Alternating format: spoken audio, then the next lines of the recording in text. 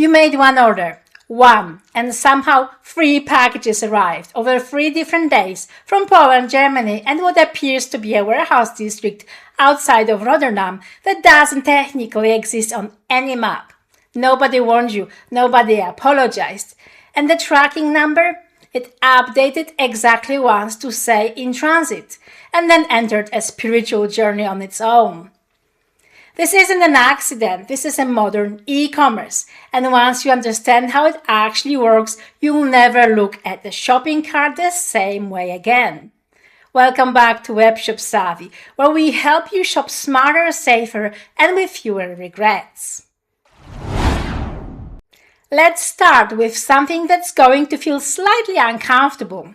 When you shop on a website, let's say a mid-sized European fashion retailer or a marketplace like Amazon, you probably imagine there is a warehouse somewhere, a building with shelves, maybe a guy named Jan who picks up your order and puts it in the box. Jan might actually exist, but he's probably not working for the company whose website you just bought from. Here is the reality. Most online shops, especially mid to large ones, don't touch your product at all. They are, in the most literal sense, a website connected to a spreadsheet of other people's stuff. Your order hits their system and then it gets routed, sometimes automatically, sometimes manually, to whoever actually has this physical product.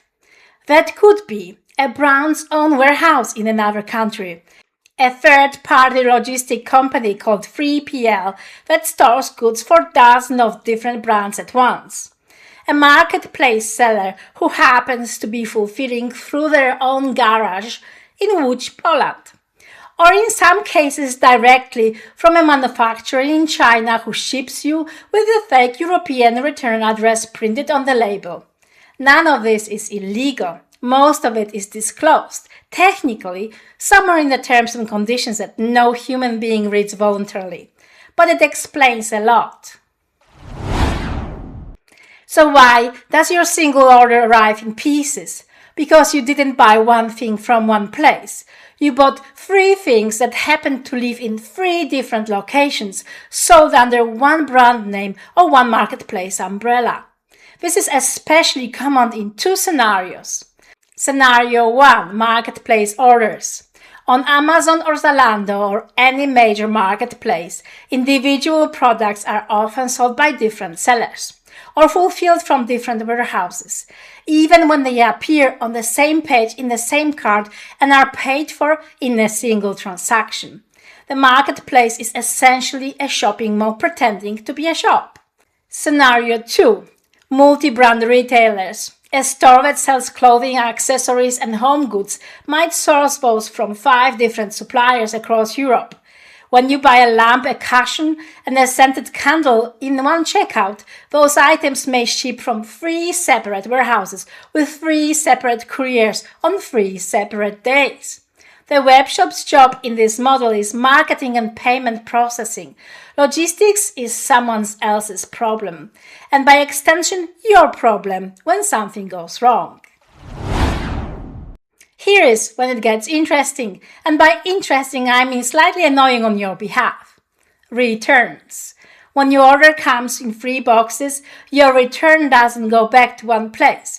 It goes back to wherever each item came from, which sometimes means 3 separate return processes, potentially 3 separate return labels, 3 separate refund timelines, and 3 separate customer service conversations with people who will each tell you that the other 2 are not their problem.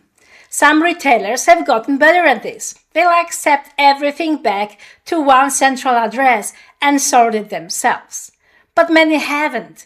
And some marketplace sellers have return addresses in countries where coincidentally it costs you more to ship back than the item is worth.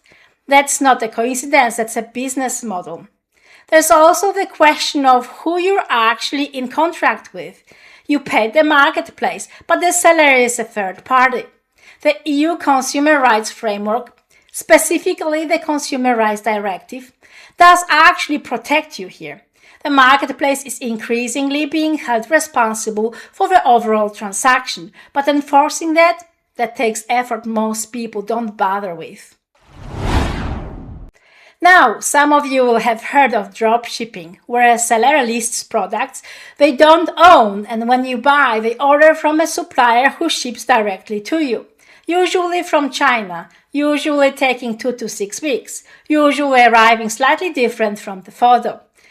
What I described above is a corporate, slightly more respectable version of the same idea. The difference is scale, speed, and deniability. Big retailers have contracts with logistics partners. They have tracking integrations, they have customer service teams trained to apologize in 6 languages. But the core mechanic, we sold you something we don't physically have and we're facilitating a handoff between you and someone else, is the same. The packaging looks premium, the website looks trustworthy, but behind the scenes, your lamp is in a warehouse in Leipzig, your cushion is in a 3PL facility in Eindhoven, and your scented candle is on a slow boat from Shenzhen. This isn't inherently bad. It's efficient, actually. It keeps prices lower than if every retailer maintained their own physical stock everywhere. But you deserve to know it's happening. Right, so now you know how the sausage is made. What do you do with it? Before you order, check whether the shop is a marketplace or a direct retailer. If individual products show different sellers, different dispatch locations, or widely different shipping estimates, that's your clue. You're not shopping at one shop, you're shopping at several with one payment page in front of them. When placing the order, if you're buying multiple items and they have different dispatch times or locations, consider whether they actually need to arrive together. If not, fine. If yes, because it's for a gift, for an event, or something time-sensitive, buy them separately from a single source retailer and don't assume they'll coordinate. If something goes wrong, know that under EU consumer law, your contract is with the seller, which on the marketplace means the marketplace itself bears responsibility for ensuring you can exercise your rights. Don't let them bounce you between sellers indefinitely. Give them a reasonable deadline in writing. If they don't resolve it, you can escalate to the National Consumer Authority or use the EU's online dispute resolution platform. And if the return address is in the country that would cost you €18 to ship a €20 item back to, document everything. Contact your bank about the chargeback if the seller refuses to provide a local return address, and leave a detailed review so the next person knows. The modern web shop is, in many ways, a beautiful design illusion, a clean interface sitting on top of a genuinely messy global supply chain. That's not a scandal as logistics.